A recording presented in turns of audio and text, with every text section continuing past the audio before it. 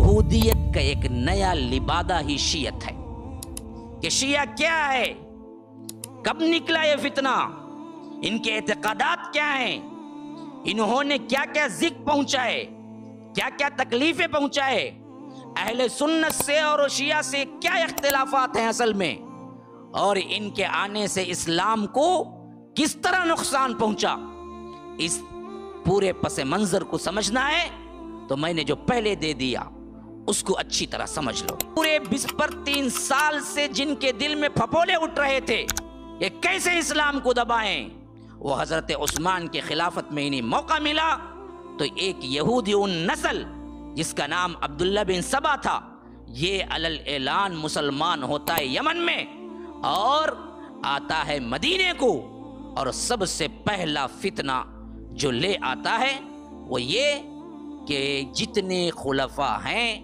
خواہ وہ ابو بکر تھے، خواہ وہ عمر تھے، خواہ عثمان اس وقت موجود ہیں، سب کے سب ظلماً انتقاماً اللہ کے رسول کی خاندان سے نبوت چھین لیے، اصل نبوت کے بعد خلافت چھین لیے، اصل خلافت نبوت کے بعد کسی کو آنا تھا تو وہ حضرت علی کو آنا تھا، یہ نعرہ لگائے۔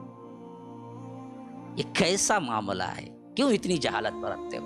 کم از کم اپنے دشمنوں کو تو پہچانو کہ کون دشمن ہے، کون دوست ہے۔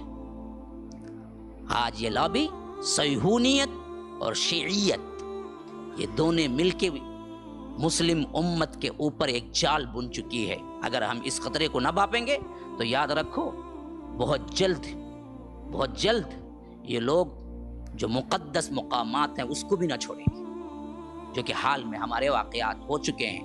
حج کے دوران، رمضان کے دوران ان کی سازشیں بڑھتی جاتی ہیں۔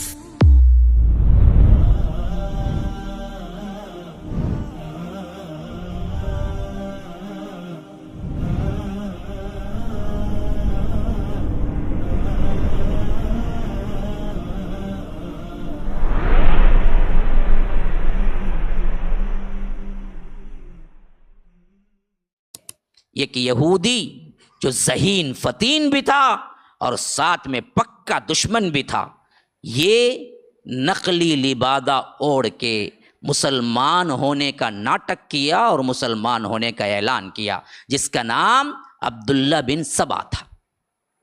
سبائی فتنہ، یہ سبائی فتنہ ہی آگے جا کے شیعہ کا فتنہ بنا۔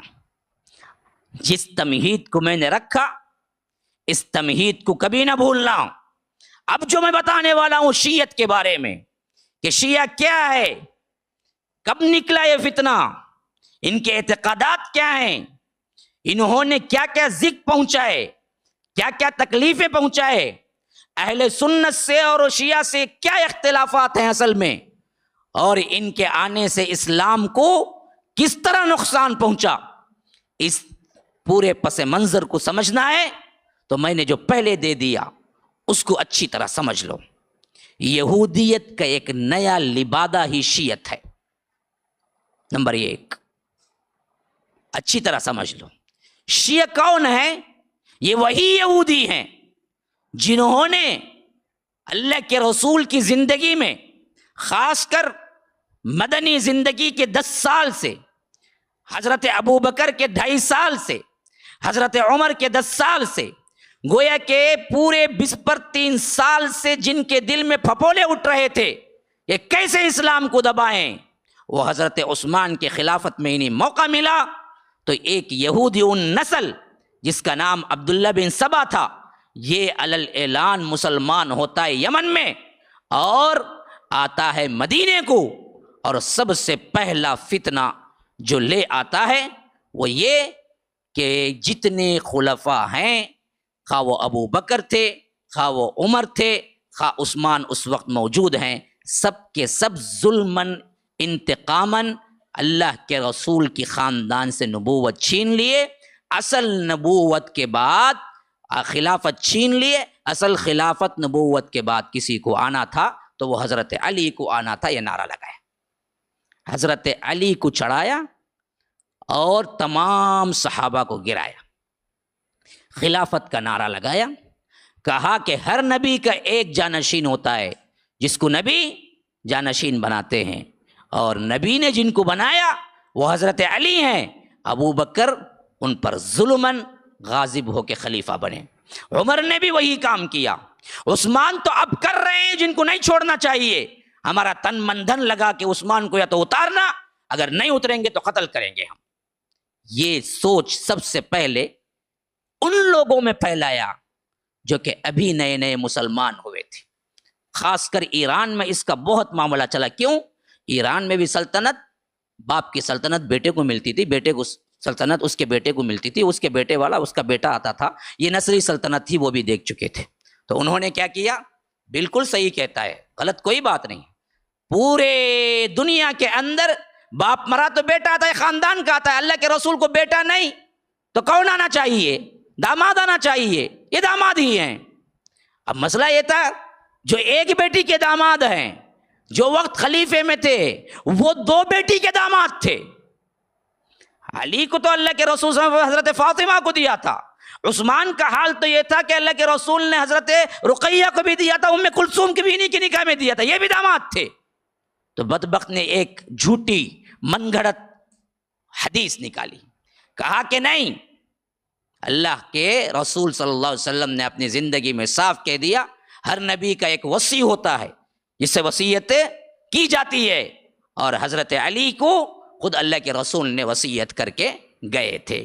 اور بعض وہ احادیث کو بھی جامع پہنایا جس میں اللہ کے رسول نے تاکیداً حضرت علی کے لحاظ سے چند اضافی جملات کہے، ایسے بہت سے جملے ہر صحابی کے لیے اللہ کے رسول نے کہے، اس معاملے میں ان کی فضیلت بڑھ کر ہے۔ بس اس کا مطلب یہ نہیں کہ وہ تمام صحابہ میں سے افضل ہو گئے، تمام صحابہ میں افضل ابو بکر ہی ہیں۔ جیسا کہ حجۃ الوداع سے واپس آ رہے تھے، غدیر خم ایک جگہ کا نام ہے، وہاں پر خطبہ دیا، اور خطبے میں خاص کر اپنے خاندان کی اہمیت بتاتے ہوئے کہا، من کنت مولاہ فعلی مولاہ، جو میرا مولا ہے، میرا دوست ہے، وہ علی کا بھی دوست ہے۔ یہ شیعہ نے یہ وہ حدیث پکڑی اور اسی پہ پوری عمارت کھڑی کر ڈالی۔ بالکل سید، ہم بھی مانتے ہیں یہ ایک اعزاز تھا جو اس وقت اللہ کے رسول صلی اللہ علیہ وسلم نے حضرت علی کے لیے دیا تھا کہ میرے خاندان اور میرے علی کا بھی لحاظ کرو، کیونکہ یہ میرے بچپن کے ساتھی اور رشتہ دار ہیں۔ اور خصوصیت سے ہاتھ پکڑ کے کہا، من کنت مولاہ فعلی مولاہ، کہ جو میرا دوست بنے گا وہ حضرت علی کا بھی دوست ہوگا۔ تو ان بدبختوں نے مولا کے لفظ سے نکالا کہ اللہ کے رسول صلی اللہ علیہ وسلم نے باقاعدہ ان کو خلافت لکھ کے دے دی تھی، ابو بکر نے دراصل اس بات کو چھپا لیا تھا۔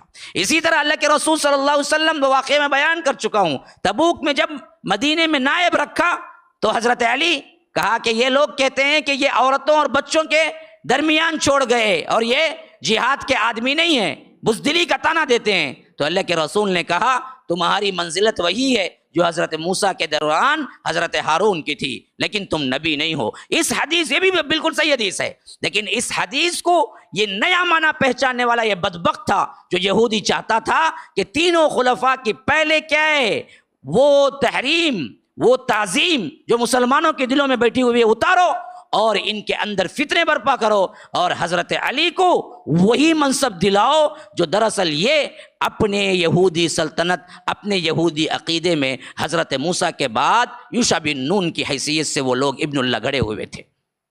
کہتے ہیں کہ عبداللہ بن سبا جب تک یہودی تھا اس وقت تک مانتا تھا کہ حضرت موسیٰ کے بعد ان کے خلیفے جو تھے یوشع بن نون وہ الہ بن گئے۔ یہودیوں نے الوہیت کا دعویٰ حضرت عزیر کے لیے بھی کیا تھا، اب دراصل چاہتا یہ تھا کہ حضرت علی کو الہ بنا کے چھوڑے۔ اب یہ فتنہ آگے بنتا گیا، آگے بڑھتا گیا، کچھ لوگ بنتے گئے، کچھ لوگ کیا ہیں اس کی ہاں میں ہاں ملاتے گئے، خفیہ کام شروع ہو گیا۔ بہت سے نے اس کے اوپر کیا ہے بیعت کر لی، بہت سے نے کہا کہ ہاں بالکل صحیح کہہ رہے ہیں، حضرت عثمان غاضب ہیں، وہ 2 تو غضب کیے لیکن اب نہیں ہیں، فوت ہو چکے، لیکن اب جو زندہ ہیں ان کو پکڑو مارو۔ تو اس کی جمعیت بڑھتی گئی یہاں تک کہ چند افراد جس وقت تمام صحابہ حج کو گئے ہوئے تھے آ کے حضرت عثمان کے پورے محل کو سراؤنڈنگ کر لیا اور آخرکار انہیں اسی محل کے اندر شہید کر دیا۔ یہ وہی تھے جو سبائی فرقے کا پہلا گروہ تھا، اور یہ بدبخت شہید کر کے گئے نہیں، بلکہ شہید کر کے ڈھونڈ ڈھانڈ کے حضرت علی کو کہیں سے پکڑ کے لا کے زبردستی خلیفے کا نام دے کر تمام لوگوں کو ڈرایا دھمکایا. اور خود حضرت علی جب آئے تو جتنے لوگ وہاں موجود تھے سب نے کیا ہے کھلے دل سے, کیونکہ اس وقت ان کی عظمت والا کوئی نہیں تھا, حضرت عثمان کے بعد خلیفہ چن لیا. یہ متفق علیہ خلیفہ تو بنے لیکن یہ بدبخت ہمیشہ ان کے دور میں چھائے رہے, جس کی واسطے حضرت علی کو حضرت عثمان کے قصاص بدلہ لینے تک کا کیا ہے موقع نہ ملا. یہاں تک کہ 40 ہجری میں حضرت علی کو بھی انہی لوگوں نے شہید کیا جو ان کی پارٹی میں الگ ہوئے تھے, خارجیین. اب یہ علاقہ, یہ مسئلہ حکومت کے لحاظ سے بڑھ گیا. پہلے کیا تھا؟ سطحی تھا. پھر کیا ہوا؟ مضبوط بنا. پھر کیا ہوا؟ عمارت میں آیا. پھر کیا ہوا؟ خلیفے کو قتل ہو گیا. پھر کیا ہوا؟ پوری حکومت پر ہی بیٹھ گئے. اب حکومت کیا ہے؟ ان کے ہاتھوں میں تھی. یہاں تک کہ حضرت علی شہید ہوئے 40 میں, تو ادھر حضرت حسن کو سپورٹ کر کے ان کو کیا ہے سب سے زیادہ مجبور کر دینے والے بدبخت جو تھے وہ یہی لوگ تھے جو سبائی فرقہ تھا, جو ڈائریکٹ حضرت علی کے زمانے میں آ کے کہتے تھے تم ہی اللہ ہو. ایسے لوگوں کو انہوں نے سزا دی, بعضوں کو قتل کا حکم دیا, بعضوں کو جلانے کا حکم دیا, جس میں خود عبداللہ بن سبا بھی تھا بعض روایات کے مطابق. اور اس وقت بھی یہ کہتے کہتے مرا کہ سوائے اللہ کے کوئی آگ کی سزا نہیں دے سکتا, اور آپ نے ہمیں جلانے کا حکم دیا تو اب تو ہمیں پکا یقین ہو گیا کہ آپ ہی اللہ ہیں. یہ کہہ کے مرا. تو یہ مر تو گیا لیکن اس کے عقیدے پر ماننے والے لوگ نہیں مرے, آگے چلتی رہی. تو حضرت علی کے بعد حضرت حسن کو آٹومیٹک خلافت آئی. تو حضرت حسن نے کہا کہ مجھے اس معاملے میں پڑھنا ہی نہیں ہے, مجھے اپنی خلافت کے لیے کسی مسلمان کا خون بہانا پسند ہی نہیں ہے. تو حضرت معاویہ سے لکھا اگر آپ بننا چاہتے ہیں تو آپ بن جائیے, میں اپنی خلافت سے دستبردار ہوتا ہوں. حضرت معاویہ اور حضرت حسن میں صلح ہو گئی. حضرت معاویہ خلیفۃ المسلمین بن گئے اور حضرت حسن اس بات سے اپنے آپ کو کیا ہے بالکل ہی ہٹا لیا. تو سب سے پہلے ان پر لان تان کرنے والا فرقہ بھی یہی سبائی فرقہ تھا, جس نے کہا کہ تم نے مسلمانوں کو ذلیل کر دیا. جب وہ گزرتے تھے گھوڑے پر سے تو تان کرتے تھے کہ تم وہ ہو جو کہ بزدل بھی ہو اور اپنے باپ کی خلافت بھی چھوڑ کے دے دی اور ساتھ میں پورے مسلمانوں کا غرور بھی خاک میں ملا دیا. اے مذل المومنین, اے مومنون کو ذلیل کرنے والے, اس طرح کا خطاب کرتے تھے, جس کی وجہ سے حضرت حسن کوفہ ہی چھوڑ کے چلے جانا چاہتے تھے. لیکن نام ان کا یہی تھا کہ ہم حضرت علی سے محبت کرنے والے ہیں, اور شیعہ کا مطلب ہے محبت کرنے والا, پیروی کرنے والا, اتباع کرنے والا. تو یہ شیعہ نے علی کہلائے. سبائی فرقہ ایک طرف گم ہو گیا. اب یہ سبائی فرقے کا نیا نام جو تھا وہ شیعہ تھا, اور شیعہ کا مطلب تھا محبت کرنا. لیکن محبت کیسے؟ تمام صحابہ کی نفرت کرو, صرف حضرت علی کو کیا ہے امام مانو. سب سے پہلا عقیدہ اہل سنت اور شیعوں میں اختلاف کا کیا بنا؟ انہوں نے کہا ابو بکر غاصب, غضب کرنے والے, ظالم, نعوذ باللہ ثم نعوذ, عمر ظالم, عثمان ظالم. سوائے اللہ کے رسول کے بعد کوئی صحیح خلیفہ بننا تھا تو وہ حضرت علی, اور ہمارا عقیدہ اب بھی یہی ہے کہ یہ تینوں ظالم تھے اور حضرت علی جو بنے وہی ایک صحیح خلیفہ تھے. اہل سنت کا عقیدہ یہ ہے کہ اللہ کے رسول کے بعد ابو بکر سب سے پہلے فضیلت والے خلیفہ, دوسرے خلیفہ عمر, تیسرے عثمان جو مظلوم شہید ہوئے, اور چوتھے حضرت علی. یہ اہل سنت کا عقیدہ ہے. شیعت کا عقیدہ یہ ہے کہ بلا فصل اللہ کے رسول کے بعد حضرت علی خلیفہ ہے. یہی پہلا عقیدہ ہم میں اور ان میں ٹکرانے والا ہے, جو بنا یہودیت سے, جس کا بانی عبداللہ بن سبا.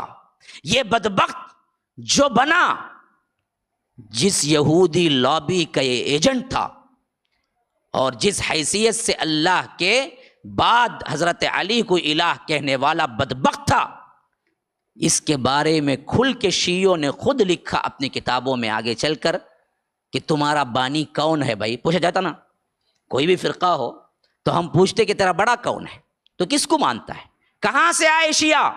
تو یہ چیز جب ان سے پوچھی گئی تم کون ہو, تم کیوں اہل سنت میں کیا ہے ایک الگ فرقہ اٹھے, تم نے کیوں بلا فصل حضرت علی کو خلیفہ مانا, تمہارے عقائد کیا ہے, تمہارا بانی کون ہے, تو انہوں نے برملا اپنے بارے میں لکھا کہ ہمارا بانی اور ہمارا سب سے بڑا عالم، سب سے بڑا شیخ کون ہے؟ عبداللہ بن سبا ہے۔ یہ ان کی کتابوں میں انہوں نے باقاعدہ لکھا ہوا ہے۔ جس عبداللہ بن سبا کے بارے میں پوری تاریخ گواہ ہے کہ جس نے برملا کیا ہے، فتنے اٹھائے، حضرت عثمان کو شہید کیا، حضرت علی کو سامنے آ کے اللہ کہا، اور اس کے ساتھ ساتھ پورے بدعات نکالے، اور حضرت علی نے اسے جلا کر ختم کیا۔ اس کے بارے میں شیعوں کا عقیدہ یہ ہے کہ یہی ہے جو ہمارا بانی ہے۔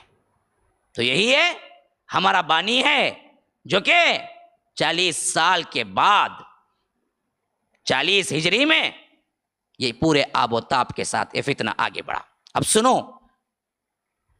اس کو سب سے بڑی اہمیت، اور ان لوگوں کو ہمارے اندر ذہنوں کے اندر ان کے اپنی بنیادوں اور عقائد کو بھرنے کا موقع کب ملا؟ آگے جا کے 20 سال بعد۔ یہ سب سے اہم تاریخ ہے جو تاریخ کے حصے میں ہم کو سمجھنا ہے۔ اللہ کے رسول صلی اللہ علیہ وسلم کے 40 سال بعد نبوت کی جو خلافت چل رہی تھی علی منہاج النبوہ وہ ختم ہو گئی۔ حضرت حسن نے جو کہ ملنا تھی صاف ہاتھ اٹھا لیا، مجھے یہ خلافت نہیں چاہیے۔ حضرت معاویہ کو خوش ہو کے دے دیا، اور حضرت معاویہ نے 20 سال حکومت کی، 40 سے لے کر 60 تک پوری امت متحد تھی۔ اندرونی طور پر سازشیں کرنے والا کوئی گروہ تھا تو یہی شیعی گروہ تھا جو یہودی تھا، اب نیا نام اس کا شیعہ تھا۔ انہوں نے دیکھا حضرت حسن کو کہ پھر اکسانے پر، معاہدہ توڑنے پر بہت زیادہ اکسایا، کہا کہ تم نے غلطی کر دی، معاویہ کے اوپر حملہ کرو، جنگ کرو۔ حضرت حسن نے کہا کہ میں ایک بار کہہ چکا ہوں، میں دے چکا ہوں، میری کوئی خلافت نہیں ہے اب۔ اور اس حدیث کے مصداق بن گئے جو چھوٹے پن میں اللہ کے رسول صلی اللہ علیہ وسلم ان کے سر پہ ہاتھ رکھ کے کہا کرتے تھے، یہ میرا بیٹا سید ہے، سردار ہے۔ جو دو مسلمانوں کے بڑے گروہ جب آپس میں لڑ پڑیں گے تو یہ میرا بیٹا صلح کرے گا۔ کب کہا تھا اللہ کے رسول نے؟ آج سے 40 سال پہلے کہا تھا، جب یہ چھوٹے بچے تھے، بھاگ دوڑ کرتے آتے تھے، اللہ کے رسول حضرت فاطمہ کے گھر میں آتے تو گود میں آ کے بیٹھ جاتے تھے، تو اللہ کے رسول حضرت حسن کے سر پہ، کھندے پہ ہاتھ پھیرتے پھرتے کہتے، اے میرا بیٹا سید ہے، اے میرا بیٹا سید ہے۔ جو مسلمانوں کے دو بڑے گروہ جو لڑ رہے ہوں گے ان کے اندر صلح کروائے گا۔ تو بیائی نہیں اللہ کے رسول کے اس پیشن گوئی کے مصداق 40 ہجری میں جب یونو مسلمان حضرت علی اور حضرت معاویہ کے درمیان جو جنگ تھی، اس کو حضرت حسن نے اپنے آپ کو قربان کر کے کہا کہ مجھے کوئی خلافت نہیں چاہیے، آپ اٹھا لیجئے، ہم بس امن سے رہیں گے، صلح کر کے رہیں گے۔ لیکن یہ فتنہ باز حضرت حسن پر دباؤ ڈالتے رہے کہ آپ اس معاہدے کو توڑو اور حضرت معاویہ پہ حملہ کرو۔ انہوں نے کہا کہ یہ کبھی نہیں ہو سکتا، خاندان نبوت کبھی خلاف ورزی نہیں کر سکتا۔ یہاں تک کہ جب دیکھا کہ حضرت حسن مان کے نہیں دے رہے تو کسرا کی بیٹی ایک تھی یزدجرد، جو آخری کسرا کا بادشاہ تھا، اس کی بیٹی وہ تھی جو کہ لونڈی بن کے ایران کے جنگوں میں حضرت عمر کے زمانے میں آئی تھی، جس کا نام تھا شہربانو۔ یہ شہزادی تھی، انتہائی خوبصورت تھی۔ تو حضرت حسن ان کے حصے میں آئی۔ حضرت عمر نے جب تقسیم کیے لونڈیوں کو تو یہ لونڈی جو شاہانہ طور پر شاہی لباس میں تھی، تو حضرت عمر نے کہا کہ اس کے مستحق تم ہو، تو حضرت حسن کو دیا تھا جو ان کی بیوی بنی۔ تو یہ بھی ایرانی، پھر غور کرو، حضرت عمر کو مارنے والا ایرانی جو یہودی لابی کا ایجنڈا تھا۔ پھر جب انہوں نے دیکھا کہ حضرت حسن مان کے نہیں دے رہے ہیں، مسلمانوں میں فساد نہیں کر رہے ہیں، مسلمانوں پر کیا جنگ نہیں کر رہے ہیں، تو انہوں نے کیا کیا، یہی شہر بانو کے ہاتھوں زہر دے کر حضرت حسن کو مار دیا۔ بیوی نے خود زہر دیا، جو کہ ایران کے بادشاہ کی بیٹی جو ان کے نکاح میں تھی، یزدجرد کی بیٹی تھی۔ آ گیا پھر وہی ایجنڈا۔ یہ شیعہ اصل یہودیت ہے، ایرانیت ہے، اور آج بھی شیعہ ایران ہے۔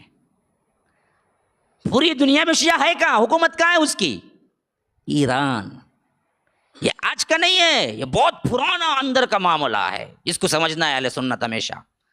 کبھی بھائی بھائی نہیں ہو سکتے، یہ تو ہمارے این سے این بجا دیں گے اگر موقع ملے۔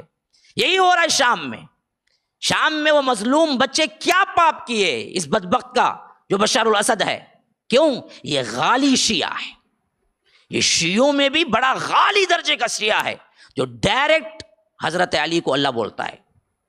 کیونکہ شیعوں میں بھی 4-5 الگ الگ فرقے بنے، ان میں زیدیہ بھی ہیں، ان میں اسماعیلیہ بھی ہیں، ان میں اثنا عشریہ بھی ہیں، ان میں علوی بھی ہیں، اور یہ بشار الاسد جو ہے نا وہ علوی ہے جو ڈائریکٹ حضرت علی کو اللہ بولتا ہے. اسی وجہ سے یہ بدبخت سنیوں کو مارنا اس کے نزدیک عبادت ہے جو وہ شام میں کر رہا ہے. تو یہ چیز ان کے لابی میں ہے کہ مسلمانوں کو، اہل سنت کو مارو، اہل سنت میں فساد بھڑکاؤ. تو جب انہوں نے دیکھا کہ حضرت حسن اس پہ راضی نہیں ہوئے تو انہوں نے خود بیوی کے ہاتھوں میں زہر دے کے حضرت حسن کو کیا ہے مروا دیا، شہید ہو گئے. یہ 50 ہجری کا واقعہ ہے. 50 میں حضرت معاویہ کے 10 سال ہو چکے تھے. اب انہوں نے دیکھا کہ اس پر بھی کوئی بڑا معاملہ نہیں ہوا. حضرت معاویہ کی حکومت بڑی مضبوط تھی رضی اللہ عنہ، کہ انہوں نے جا بجا دیکھا معاملہ، اب اس سے بڑھ کے کچھ نہیں کر سکتے تھے تو تھوڑی دیر کے لیے خاموشی اختیار کی. پھر 60 ہجری میں حضرت معاویہ کی وفات ہو گئی اور ان کا بیٹا یزید امیر المومنین بن گیا. اور یزید کے بارے میں بہت سے لوگ پہلے سے ہی کیا تھے، معاملہ اختلافی تھا کہ یہ وہ منصب کا اہل ہے یا نہیں ہے، اور موقع اچھی طرح مل گیا. یہی وہ وقت تھا جس میں ان بدبختوں نے، شیعوں نے کیا کیا، کوفے کے اندر حضرت حسین کو بلانا شروع کر دیا جو کہ وہ مدینے میں تھے. کہا کہ آپ کے باپ کی خلافت اصل میں آپ حقدار ہیں، اور جو آپ کے بھائی چھوڑ کے دیے یہ بہت بڑی غلطی تھی، اور آج اگر آپ ہمارے پاس آ جائیں گے تو ہم اپنے جان پہ کھیل کے آپ کی مدد کریں گے اور یزید کا تختہ الٹا دیں گے. حضرت حسن نے جس وقت وفات پائی اس وقت گویا کہ وصیت کر کے گئے تھے حضرت حسین کو کہ دیکھو تم میرے چھوٹے بھائی ہو، جس طرح ان لوگوں نے مسلمانوں میں لڑانے کے لیے مجھے بیچ میں لایا، کوشش کی، نہیں ہوا تو زہر دیا، اور میں زہر سے مر رہا ہوں، مجھے معلوم ہو رہا ہے، اور یاد رکھو تمہارے ساتھ بھی یہی کھیل کھیلیں گے، تم ان کے ساتھ نہ ملنا. لیکن ان بدبختوں نے ایسا ماحول تیار کیا، خطوط پہ خطوط لکھے، ہر دن ایک دن 50 خط آتے تھے، اور معافیوں تلافیوں کے کہ ہم نے کیا کیا، غلطی کر دی، معاف کر دیجئے، حضرت علی کو ہم صحیح طور پر سپورٹ نہ کر سکے، لیکن اگر آج آپ آ جائیں گے تو ہم کیا ہیں، اپنے جانوں پہ کھیل کے آپ کو سپورٹ کریں گے. تو ان خطوں کے وجہ سے، ان بلاؤں کی وجہ سے حضرت حسین آخر مان گئے. سفر اختیار کیا، مدینے سے نکلے، مکہ آئے، مکے میں اہل و عیال جتنے بھی لوگ تھے ان کو لیا، جو کہ کل 80 سے زیادہ لوگ تھے، بس بچے بھی تھے اس میں، عورتیں بھی تھی، سب تھے، لے کے نکل گئے کوفے کی طرف. راستے میں کربلا پڑتا تھا، جہاں یہ نکلے وہاں عبید اللہ ابن زیاد آیا. یہ بدبخت ترین شخص، ایسا ظالم تھا جو خلافت امیہ کی طرف سے گورنر بن کے آیا تھا، یزید کی طرف سے، اور ایسا بدبخت تھا کسی کو قتل کرنے پہ شکتا ہی نہیں تھا.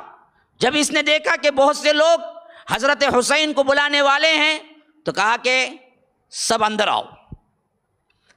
اپنے مجمع میں بلایا، منبر پہ کھڑا، کہا بہت سے گردنوں پہ لٹکے ہوئے سروں کو میں دیکھ رہا ہوں جو بوجھ کی وجہ سے اتارنا پڑ رہا ہے.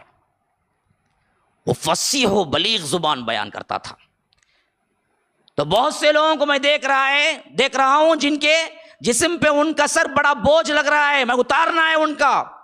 سدھر جاؤ گے تو میں تمہیں بخشوں گا، اگر پھر تم نے کوئی لیٹر لکھا یا معلوم ہوا کہ کوئی ساز باز کی ہے حضرت حسین سے تو میں اس کے خاندان کو بھی اڑا دوں گا. تو بعض مسخرے تھے جنہوں نے کیا کیا کہ کنکریاں ماری. عبید اللہ ابن زیاد کو کیا ہے، کنکریاں ماری، جو گورنر بن کے آیا تھا. اس نے کہا کہ اچھا میرے سے بھی وہی کھلواڑ کرتے ہو جو اس سے پہلے گورنروں سے کرتے رہے. کہا کہ اپنے سپاہیوں کو حکم دیا کہ سب کے دروازے بند کرو، مسجد کے جتنے دروازے ہیں، جو اس وقت شاہی محل کی طرح بہت بڑی مسجد تھی، تو سب کے دروازے بند کروایا اور کہا کہ آؤ ایک آئے قسم اللہ کی اٹھا کے کہے کہ میں نے کنکری نہیں ماری 3 مرتبہ، اگر ماری ہو تو مجھ پر اللہ کی لعنت ہے، تو جب یہ بولے گا تو میں باہر بھیجوں گا۔ بولنے میں ذرا سا ہچکچایا، گردن اڑا دو۔ ایسے ایک ایک کر کے بلاتا تھا۔ تھوڑے سے بھی جو حضرت حسین کی طرف رغبت رکھتے تھے اور یہ قسم کھانے میں ذرا سا بھی تردد کرتے تھے، کہتا تھا گردن اڑاؤ۔ ایسے کئیوں کے لاش کے انبار لگ گئے مسجد کے باہر، پہلا دن تھا اس کی گورنری کا وہ، تو ایسی دھاگ بیٹھی ان بدبختوں کے، جو کہ کیا ہمیشہ سے کیا تھے، بزدل تھے، یہودی تھے، جو بعد میں شیعہ بنے۔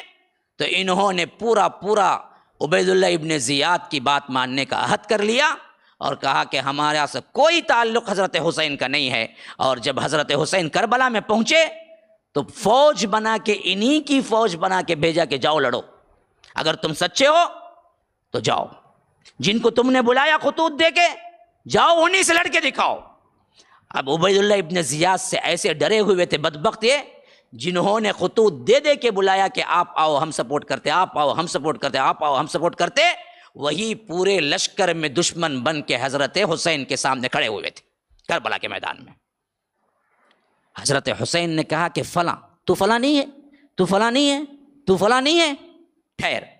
اندر گئے خیمے میں، انبار تھا، خطوں کا انبار تھا، جو ایک بالکل موٹے میں بھرا ہوا تھا، لا کے حضرت علی نے فوج کے سامنے انڈیل دیا۔ کہا کہ جو نام تو نے بتایا ہے، کیا ان ناموں کی سگنیچر نیچے نہیں ہے کہ بدبختو تم نے مجھے بلایا؟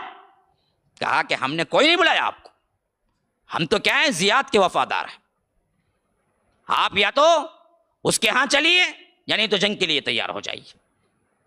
حضرت حسین نے کہا کہ نبوت کے خاندان کا ہوں، کبھی ذلت برداشت نہیں کر سکتا، عبید اللہ ابن زیاد کے پاس پہنچ کے بیعت کرنا یہ میری سب سے بڑی تذلیل ہے، میں یہ تو نہیں کر سکتا۔ ہاں دوسرا آپشن دو، مجھے واپس جانے کو بولو، میں مکہ چلے جاتا ہوں، یا نہیں تو مجھے سیدھے یزید کے پاس پہنچا دو، میں اور یزید بات کر لیتے ہیں، یا نہیں تو کسی ساحل پہ پہنچا دو، کسی بارڈر پہ پہنچا دو اسلامی حکومت کا، جہاں جنگ ہو رہی ہو، اور میں کافروں سے قتال کرتے ہوئے اللہ کے راستے میں شہید ہو جاتا ہوں۔ کہا کہ یہ تینوں ریکویسٹ ہم نہیں مانتے، ہم ایک ہی بات کہتے ہیں کہ آپ قیدی بن کے چلے عبید اللہ ابن زیاد کے پاس، یا نہیں تو ہم آپ سے جنگ کریں گے۔ حضرت حسین نے کہا کہ یہ برداشت نہیں کر سکتا میں، کہ آج کا آنے والا وہ بھی ہے جو اموی خلافت کا کیا ہے، ظالم ایک گورنر ہے، اس کے آگے میں ہاتھ بن کے کھڑا ہونا یہ میری تذلیل ہے، میں نہیں آ سکتا۔ تو آخرکار یہی بدبختوں نے جنہوں نے بلایا حضرت حسین سے قتال کیا اور حضرت حسین کو مارا، اور یہاں تک ظلم دشمنی نکالی کہ اللہ کے رسول صلی اللہ علیہ وسلم کے نواسے کو الگ دھڑ الگ سر کیا، اور دھڑ کو، جسم کو گھوڑوں کے سموں تلے رون دیا، اور خالی سر کو تھیلے میں ڈال کر ابن زیاد کے محل میں پہنچایا، اور کہا کہ جس کو تم مانگتے تھے آج ہم لا کے ثبوت واضح کر دیے کہ ہم تیرے وفادار ہیں، ہم حسین کے وفادار نہیں ہیں۔ بدبخت نے روایتوں میں آتا ہے کہ حضرت حسین کے لبوں پہ چھڑی ماری عبید اللہ ابن زیاد نے، کہ اس وقت ایک صحابی موجود تھے، کھڑے ہو گئے، کہا کہ بدبخت یہ وہ ہونٹ ہیں جن کو اللہ کے رسول پیار کرتے تھے، تو اس پہ چھڑی مار رہا ہے۔ تو تب کہیں جا کے عبید اللہ ابن زیاد خاموش ہوا۔ یہ واقعہ بالکل صحیح ہے، ہوا تھا، ظلم ہوا تھا، لیکن اصل میں کرنے والے کوئی یزیدی نہیں تھے، مسئلہ سب انہی کا تھا، انہی بدبختوں نے مارا۔ اور جب یہ معاملہ ہو گیا، حضرت حسین شہید ہو گئے کربلا میں، یہ نیوز پھیلی، جو صحابہ جہاں بھی تھے دنگ رہ گئے، اتنا بڑا حادثہ ہو گیا، نواسہ رسول کو قتل کر دیا گیا، اور خاندان کو مٹا دیا گیا، بچوں کو بھی چھوڑا نہیں گیا۔ اور اس کے بعد ایک ایسا ولولہ اٹھا، ایک ایسا جذبہ اٹھا مسلمانوں میں، جو کہ یزید جو اس وقت تھا اس کے نام سے ایک طرح کی نفرت، کہ اس کے دور، حالانکہ یزید نے نہ حکم دیا تھا نہ یزید کے ایما پہ قتل ہوا تھا، یزید کو پتہ بھی نہیں تھا کیا ہوا تھا۔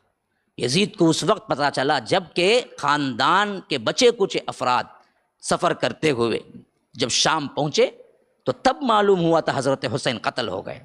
اور روایتوں میں آتا ہے کہ اس نے رویا تھا، پشیمانی کی تھی، کہا تھا کہ بدبخت عبید اللہ ابن زیاد نے میرے حکم کے بغیر یہ کام کر دیا، اگر مجھ سے پوچھا ہوتا تو میں کبھی قتل کرنے کا حکم نہ دیتا، میں مٹ کے بیٹھ کے بات کر لیتے اگر کچھ مسئلہ ہوتا۔ تو اس میں یزید کا اتنا بڑا ہاتھ تھا ہی نہیں، جو کہ خلافت اور تاریخ میں ہمیں لا کے بتایا گیا اہل سنت کے سامنے کہ ایسا ہو گیا کہ سب سے بڑی گالی ہمارے ہاں یزید ہو گئی۔ کہہ رہے تو یزید کے سرکہ ہے، بولے تو انہیں پریشان ہو جاتا، حالانکہ اس کا مسئلہ ہی نہیں تھا، وہ مسئلہ سب وہی شیعہ نے علیوں کا تھا، جنہوں نے حضرت علی کو مروانے میں بھی ہاتھ دیا، اسی طرح حضرت حسن کو مروانے میں بھی ہاتھ دیا، اور اسی طرح حضرت حسین کے مروانے میں بھی یہی بدبخت آئے تھے، انہوں نے ہی قتل کیا تھا۔ اور آخر جب پلٹ کے آئے تو نعرے بلند کرنے لگے، وقت گزرتا گیا تو مرثیہ خوانی کرنے لگے، وقت گزرتا گیا یا حسین کے نعرے بلند کرنے لگے، وقت گزرتا گیا تو ان کے الگ الگ رسومات ایجاد کر لیے، انہوں نے اہل سنت سے بالکل ہی الگ معاملہ اپنا لیا، اپنا عقیدہ الگ بنا لیا، اپنا قرآن الگ بنا لیا، اپنے حدیث کی کتابیں الگ بنا دیا، اپنی فقہ الگ بنا دی، ہر چیز انہوں نے کیا کیا، اسلام کا اختلاف ایک ایسا کیا کہ کوئی مذہب کتنے فرقے بنے لیکن ان قرآن ان کا ایک ہے، رسول ان کا ایک ہے، کتاب ان کی ایک ہے، فقہ ان کی ایک ہے، لیکن یہ شیعہ تھے جو برابر پلاننگ سے آئے تھے اور انہوں نے اسلام کا لبادہ اوڑھا اور آخرکار جو کرنا چاہتے تھے وہی کام جو عیسائیوں کے اندر جان پول نے کیا تھا۔ عیسائی تھا وہ بھی دراصل یہودیت سے عیسائی بنا اور حضرت عیسیٰ کا ماننے والے کی روب میں اللہ تین ہے کا عقیدہ پیش کرنے والا پہلا شخص جان پول تھا، جس کی وجہ سے آج پوری عیسائیت شرک و بدعت میں ہے۔ بالکل یہی معاملہ مسلم امت کے ساتھ کوئی کرنے والا تھا تو وہ یہودی تھا جو عبداللہ ابن سبا نے آ کے حضرت علی کو اللہ کا لبادہ اڑایا اور آگے چل کے الگ ایک مذہب کریٹ کر ڈالا، جس کی کتاب الگ، جس کے جز الگ، جس کے پارے الگ، قرآن کے ان کے پاس 40 جز ہیں، روزہ الگ مغرب کے بعد کھلتا ہے، امام الگ، ان کے لیے نبوت کا معاملہ، امامت بڑھ گیا، نبوت کم ہو گئی، ان کے امام نبیوں سے بھی آگے بڑھ گئے، حضرت علی اللہ کے رسول سے بھی آگے بڑھ گئے، پنجتن پاک کا نعرہ لگایا گیا، حضرت حسن، حضرت حسین، حضرت فاطمہ، حضرت علی اللہ کے رسول، اس کے علاوہ سب صحابہ جہنمی کا نعرہ لگایا گیا، اور یہ پنجے سنیوں کے ہاتھوں بٹھائے گئے لیکن اندر رکھنے والے سب کے سب شیعہ تھے۔ یہ عقیدے ہمارے اندر لائے گئے باقاعدہ پوری پلاننگ سے، اور یہ قوت بنتی گئی، اور مسلمان امت کے اندر یہ زہر کے خنجر کی طرح چپتی رہی حتیٰ کہ آج تک بھی چھپی ہوئی ہے۔ آج تک بھی آپ میپ دیکھ لیجئے، عرب کنٹریز اور گلف کنٹریز اور اس کے بارڈرز میں یہ ایران خنجر کی طرح چھپا ہوا ہے، جو سب کی طرف سے خطرناک ترین کھیل کھیل رہا ہے۔ اس کے لیے کیا ہے، مکے پہ حملہ کرنا، کعبۃ اللہ پہ حملہ کرنا بھی بہت معمولی بات ہے، کیونکہ کئی مرتبہ کر چکا ہے۔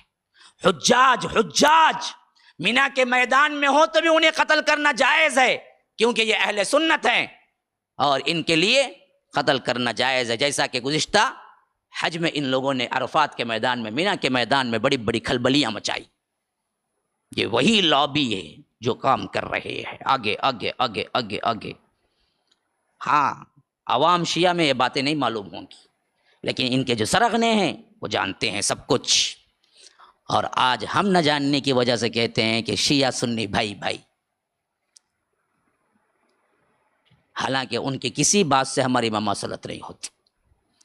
ان کا عقیدہ بلا فصل حضرت علی اللہ کے رسول کے بعد، ہمارا عقیدہ اللہ کے رسول کے بعد ابو بکر، عمر، عثمان، اس کے بعد علی ہے۔ ان کا عقیدہ 40 پاروں کا ہے، ہمارا عقیدہ 30 پارے جو اللہ تبارک و تعالی نے جبرائیل کے ذریعے بھیجا۔